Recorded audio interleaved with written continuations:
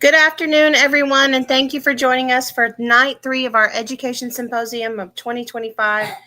We are so excited to be here, and we are so excited to have everyone join us tonight. If you could please share this out with everyone that you know so we can get more eyes on it. We are so excited to have a great 2025 school year.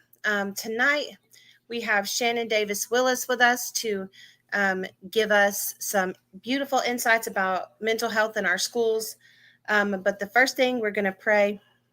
Dear Jesus, thank you so much for giving us the opportunity to meet so many people today. Thank you for giving us the opportunity to pray and speak into all the teachers and the children going back to school today. And this year, we are just so thankful to have this opportunity. In Jesus' name, amen. Shannon, do you mind joining us and telling us a little bit about yourself? Ms. Wills. I'm the founder and CEO of Hope Within Counseling Service that is located in Arlington, Texas. But don't get me wrong, we're located in Arlington, but we are available in Colorado, Texas, and Florida. I've been practicing now for about 7 years. I serve a host of population, which includes trauma-informed veterans. I do yoga, so I do a plethora of things. So it's not just talk therapy. I like to incorporate other means as well into my sessions. Um, I'm a empty nester. What else can I say? And I'm in Texas by way of Louisiana. That's amazing. It's so great to have you on the Education Symposium today. We are so excited for night 3. Night 2 was awesome. Night 1 was awesome. And tonight is going to be great as we talk about mental health in schools, facing the silent crisis impacting our classrooms. So, what are your thoughts about the rise in student mental health needs? Well, my thoughts are, I mean, I think is an unspoken epidemic that's happening now, right? I don't think we understand that mental health is really prevalent in the school districts now. There's definitely a rise of anxiety, depression, behavior issues, and also unresolved trauma. And students are having to go to school with that burden every day. There's a CDC report that said 1 in 5 kids experience mental health disorders within a year. Yeah, and adding technology into the mix definitely doesn't help Yes, you're the mental absolutely health in our students and children. So, right. what are the most common mental health challenges that you think children face in today's school environment, and how do they impact learning and behavior? Well, for one, it definitely impacts the learning and behavior simply because if you have all of these issues and you're trying to go to school, of course, you're not learning. So, of course, that's affecting the academic in that moment, right? Um, and so, also, what I see on the rise is really social media play a huge role in that. I mean, we have kids that's online, sometimes 1, 2, 3 o'clock in the morning, and they're having to go to school, right? Just getting offline, experiencing social bullying. And so it's so many things that our kids are facing today that we didn't face when we were in school that's making it difficult to navigate the school system. Yeah, that I remember when I was in school, and hormones, everybody's opinions and Yeah, feelings, and it was definitely a struggle. So, how can teachers and school staff be better equipped to recognize early warning signs of mental health struggles in students? yeah, One of the things that we all face and we tend to worry about when we send our kids back to school is there are more and more active shooters in yeah, schools every year, yeah. and a large part of that is because of their mental health. So how can we be better equipped? Well, this is the thing, right? I wouldn't say a way to be better equipped because we have to first address that the teachers have become like the frontline mental health responders, right, in these situations. And the reality of it is they're not even trained to do so, right? Um, and so many educators, right, they think to themselves, I have to be a therapist, but I'm not trained. But I think one of the ways that, we can help, right, in with this issue is really, just addressing the teachers first, right? Having a mental health symposium for them. Because they go into the school system, don't get me wrong, they learn about teaching, they learn how to put lesson plans together, they learn all those different things, but they're not learning about the kids' mental health. Right. I think first addressing it with the teachers and giving them, pointers or keys when they're in the classroom and they're noticing that, hey, one of the students might be having an anxiety attack, or they might even be experiencing depression, or they might even witness firsthand like a kid getting bullied, right? Like helping them to recognize them and learning to take the kids out of the classroom into a safe environment.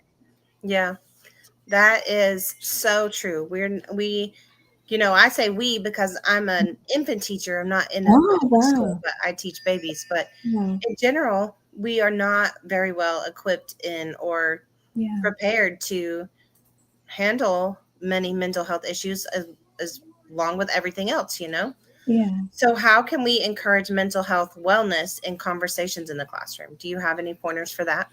Well, I would say definitely just normalizing a conversation. Right, when you think about it, I don't think we talk about it. We use the word mental health, right? But we're not normalizing a conversation when you really think about it, right? Just creating a safe space for the kids to speak, right? Even when it comes to, just having public service announcements, right?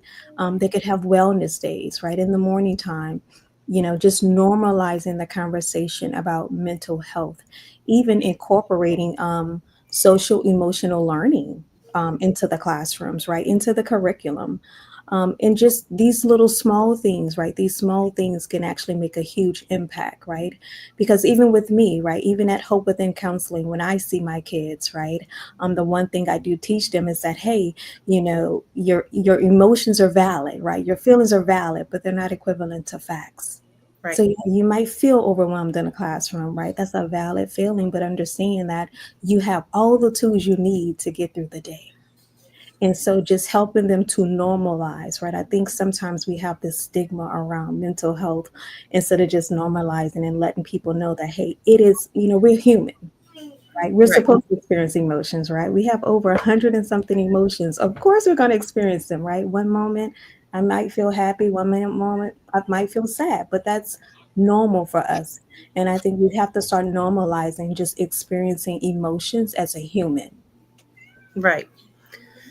So, how does the stigma around surrounding mental health affect students' willingness to seek help or speak openly about their struggles? Well, that goes back to, once again, right? Just normalizing it, right? I think if we could normalize seeking help outside of the home. I think one of the biggest things now, it could be a cultural thing, um, but just saying, hey, what goes on in a house stays in a house. And I think we have to normalize seeking help and recognize that there are professionals out there that's willing to help your kids. And so I think a lot of it really is about, if, even with me, like once again, I know I keep going back to my profession, or my company, but the one thing I do is I meet with the kid and the parent, right? Because even when the children come to me, I'm just not working with the child, I'm working with the child and the parent because the child only has so much influence over their environment, right? So I work with the parents one on one too, right? So they could create a safe environment for the child. And so I think, having those meetings with them, them getting to know me and say, hey, these are just some minor things you could do at home to help your child be more productive at home. I really think those little small steps help, the parents, and it also help the kids. And so even in the school system, right, because these kids are going to school and they're having these issues that they're dealing with every day. I think just making sure that they know they have a safe space at the end of the day, right, to share their feelings and share their emotions. I think that'll help them. Yes, I think that is such great wisdom. And so, leading off of that, Mhm. how, as far as mental health in school, how much impact do you think parents and guardians have on that? Oh, a huge impact. um, it's a huge impact. I would say probably 70%, right? When you really think about it. And I don't get me wrong, that's not a number I've researched or anything. I'm just, using that based on my experience. Because first initially when I started working, I always wanted to work with kids. I've always worked with kids because I love them, right? Don't get me wrong, I've transitioned and moved over to adults, but I started always working with kids because believe that if we want to create productive humans in society, we have to start with kids. And so, but working with children in my practice, I've realized that parents and caregivers and teachers, right, have a huge influence and impact with them. Like I said before, like kids have very little over their environment, right? They have very little control over their environment and they only use the resources that we give them. So if we want to impact the kids, right, we have to also give the educators, we have to give their parents, their caregivers, also resources as well to help them. Because at the end of the day, it is the kids that's going to be taking care of us. And so if we want them to take care of us, we have to give them the tools, right? Right. So, they play a huge impact in the mental health of the kids. So, yeah, so we definitely need to not only educate the children, but also educate the people that's taking care of them as well. Yes, that is so true, Mhm. because the truth of the matter is we are their first defense Mhm. as Yeah. parents, because Yeah. and I've recognized a lot of struggle with some fellow parents and IEPs and other things that they're needing for their children. And some school systems are very cooperative and some school systems aren't. So I think knowing your child and being able to have clear, consistent conversation with them is very important. Yeah. So, in what ways has the rise of social media and technology contributed to the mental health crisis among students? Well, this is the thing, right? So we already know that the more you're on any social media platform, the less likely or you are engaged in social communities, right? That's so true. Yes, so even though they call it social media, right? You know, kids spend hours on those platforms, right? But they're not engaged socially in person in real life, right? With other people. And so it plays a huge role, um, just simply because they're scrolling all day, right? Right. They're scrolling all day. Not only that, they're up all night, right? And I know this firsthand because I've worked with kids. They are up all night. And when I say all night, I'm saying like 2, 3 o'clock in the morning. These kids are up on social media scrolling, and then they're having to get up 7, 8 o'clock in the morning, right, to go to school. You've Right. had 4 hours of schooling. I mean, you had 4 hours of sleep, right? Think about as an adult, if we get less than 8 hours of sleep. So imagine trying to function off 4 hours of sleep and going to school and interact. And I think the pandemic played a huge role in that as well, right? When you really think about the social component, like social media was already on the rise, right? So our kids were already kind of like, reverting and going inside. But then we had, the epidemic and it made us stay inside. And Right. so even 2020 played a huge role. And so it's difficult trying to get kids just to be active and, participant in society and in school. So media plays a huge role in that. And I think if we can get kids, more off social media and in person, I think that'll help a great deal as well. Like, bringing back some of the activities at school. I know Right. quite a few after school programs went away, because of the pandemic. A lot of things have transitioned to online. And don't get me wrong, some kids thrive online, right? Just like some humans, some people, they thrive online. But the reality of it is that everyone doesn't thrive online. We have to be able to create those in-person moments with kids. We have to be able to bring them back in the community and have that one-on-one fellowship with them, in real life. Right. That is so true. So, what are some successful examples of school based mental health programs and what can we learn from them? Well, I'm gonna tell you this. So the thing is, so even in Texas, right? Because that's where I'm from. So even in Texas, um, there is a mental health counselor available at every school, right? I partner with some of those schools, right? And so if a teacher or a counselor is able to see someone or a student and notice that they need help in a certain area, they could refer them directly to me with they could fill out a form, send it directly to me, and I reach out and say, hey, I got a referral from you, let's get started, right? And so I think some of the programs that is helpful is when there's partnerships with LPCs, Right. partnerships with mental health professionals, right? And even if it's just coming to school and just, speaking, or even doing a meet and greet with the teachers, right? Because I found that to be very helpful. Like if I go to the high school and just speak with the teachers and say, hey, these are some helpful hints, right? The school year starting, make sure you tell them this, or it's important also for teachers to know, just aware, right? Just really just being aware of what depression looks like, or even what anxiety looks like in a school, in a student, because sometimes we label it as bad or inappropriate behavior when that's really not the case. And so just recognizing that. And I think partnerships with school is going to be very helpful um, when it comes to helping kids with mental health. I think we lost Deborah, Coach Deborah, but that's okay, guys. I'm so for those that is tuning in, I'm very grateful that you guys are here. I'm Shannon, of course. If you're just joining in with Hope Within Counseling, um, I have a private practice in Arlington, Texas, and today we're talking about the unspoken truth when it comes to mental health crisis, the facing a silent crisis in our classrooms.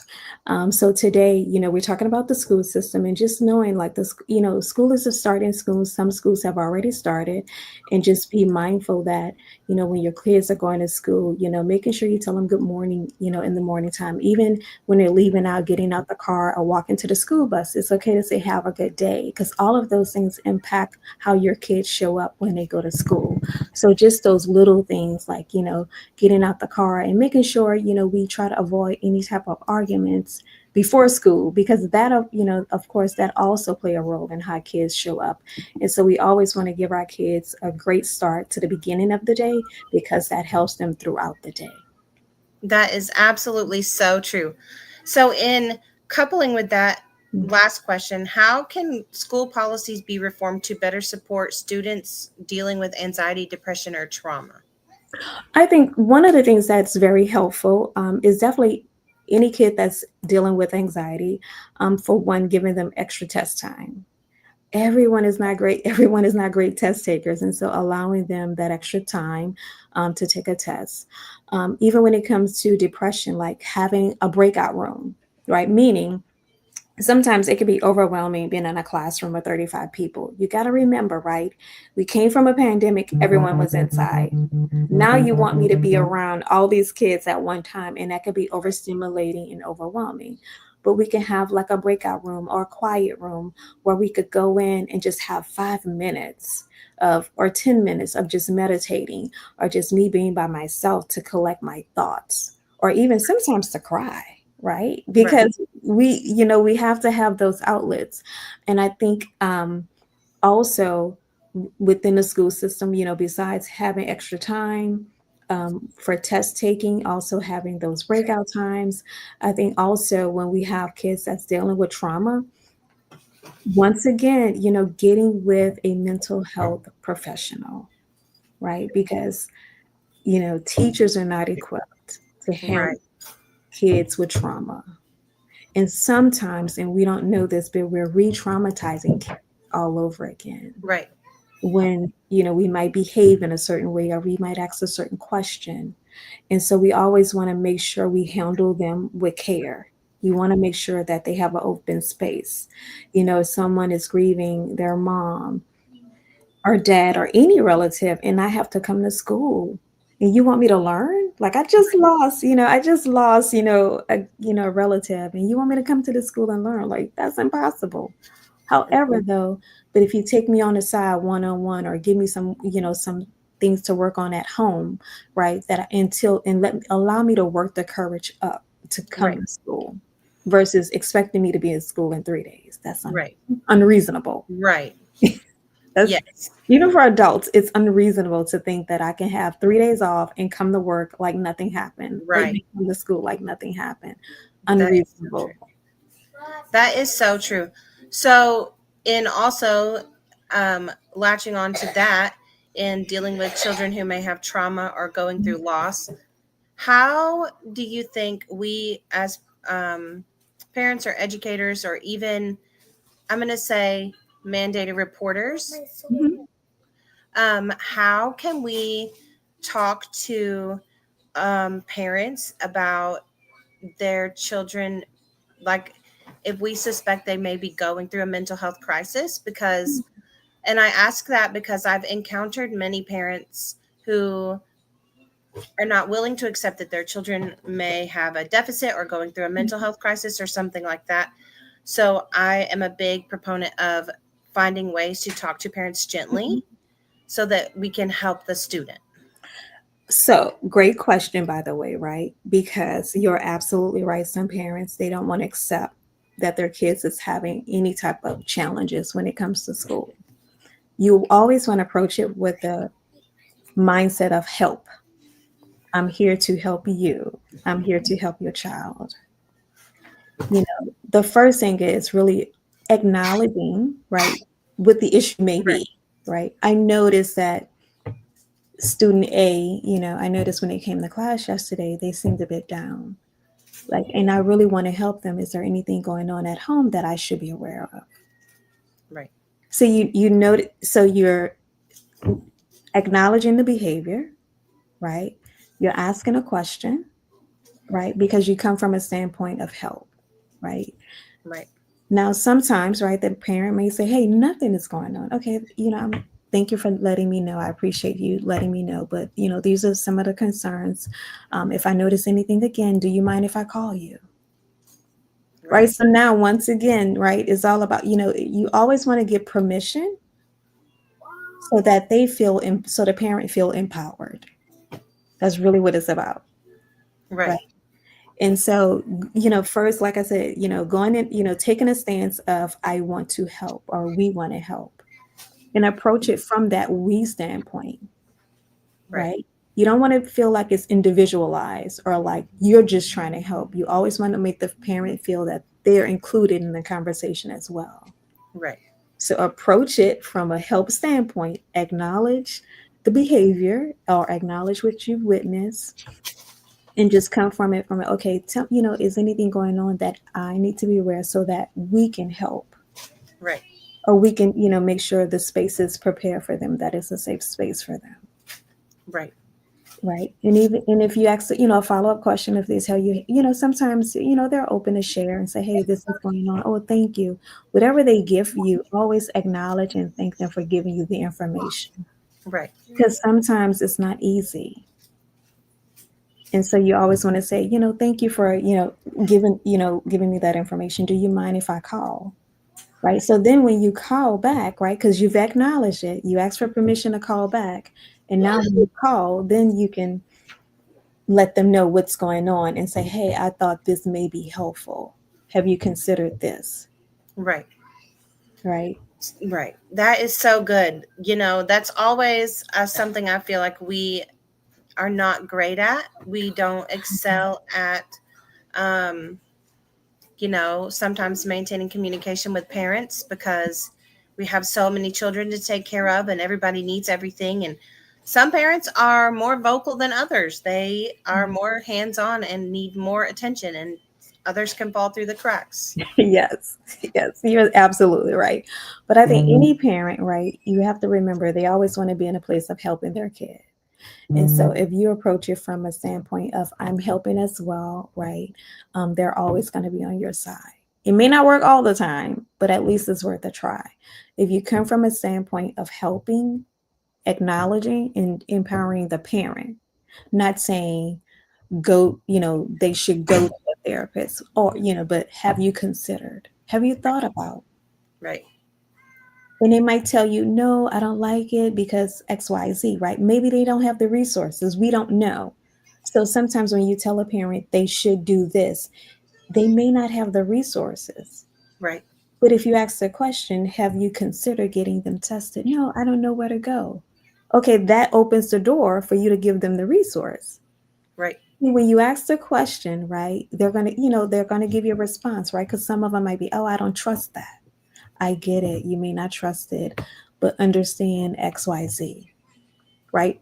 Asking questions always helps because it gives you, this is the thing, right? Because, when people answer those questions, it's giving you more information in your, in your knowledge base, right? So that you can help and give them the proper resources. Right.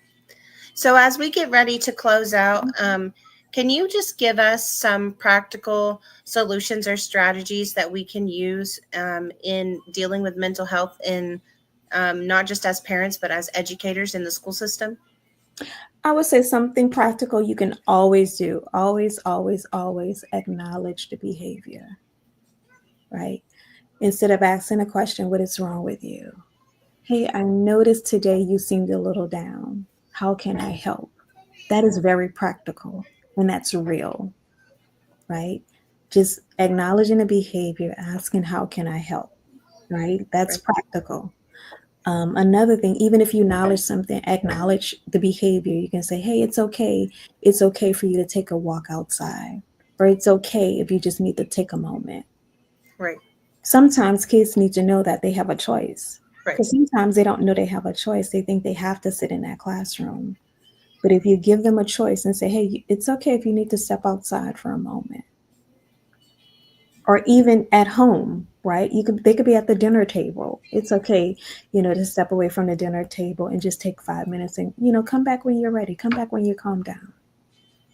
like letting them know that they have a choice and always acknowledging a behavior. So those are some practical things that you could do at home, at school, that can always help kids. Yes. Mm. Have any other successful tips we can use in helping our children, especially at home? I would say practice breathing. That's the most.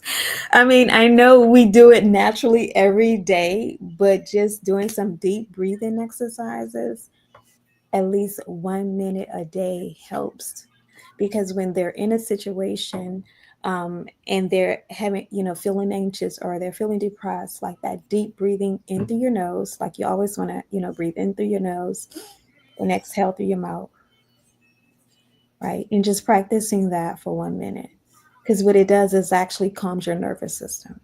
Right. Right. So just those, deep breathing every day helps calm your nervous system, but also normalize asking a kid, how was your day? Right. And not allowing them to say good, right? Because that's a natural thing, or okay, right? Letting them know that, give them a feelings wheel. Say, hey, these are some feelings. So every day I want you to pick a different feeling off this wheel. So that way they get to talk about it. And also they're learning about their feelings too. Right.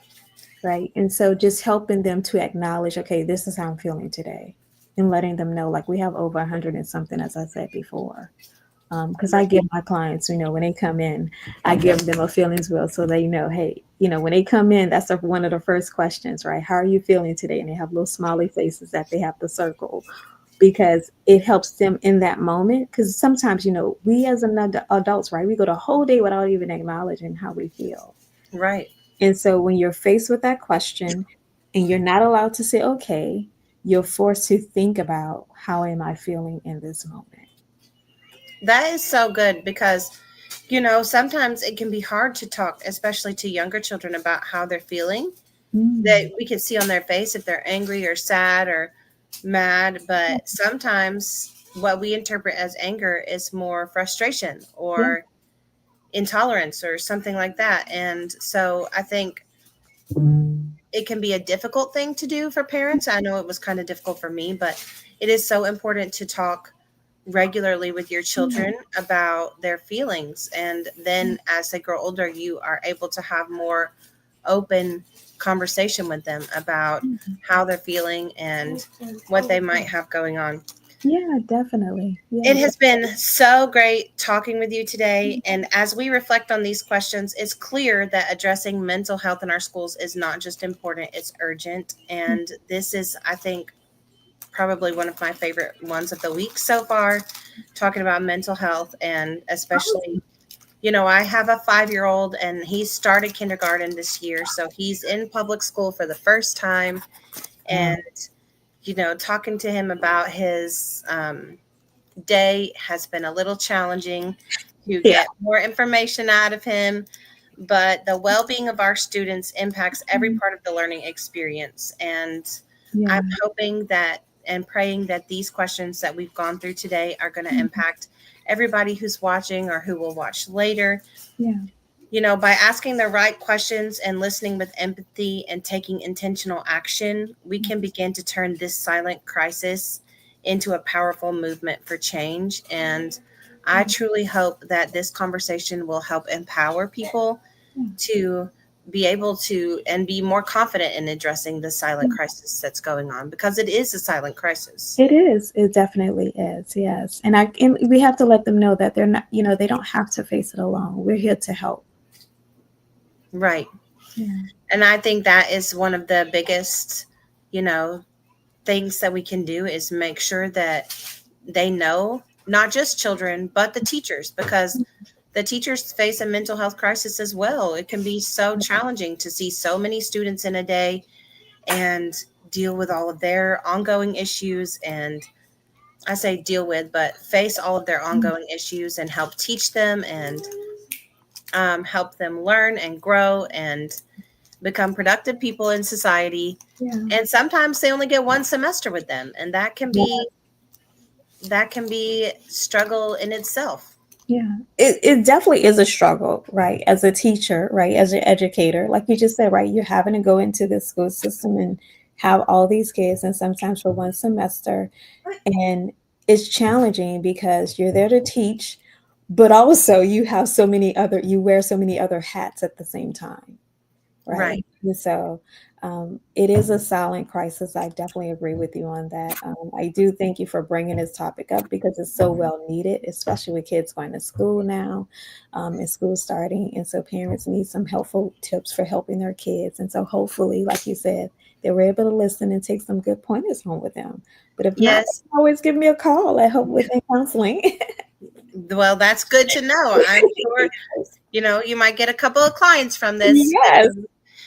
But we are so grateful that you have taken the time to join us tonight. It has been such a great conversation. The whole week has been great conversations and great teaching from multiple different people. We have one more night tomorrow. It's night 4. We're excited to dive into it. And before we close out, can you just share your information with us and let us know how people can contact you if they do want to give you a call? Sure. The easiest way to contact me is by phone, of course. You can always call me at 214-903-4434. You can also visit my website at hopewithincounseling.com, or you can send me an email at shannon@hopewithincounseling.com. So as long as you type in Hope Within Counseling, you will always get me. So, Well, that's good to know. If you missed it or you're just tuning in, this is Dr. Shannon from Hope Within Counseling. We've had a great conversation tonight. We're excited for our final conversation tomorrow on this educational symposium, and we will see you tomorrow night at the same time. all right. Thank you. I appreciate it. Thank Thank you. you. Have a great night. You do the same. Bye bye.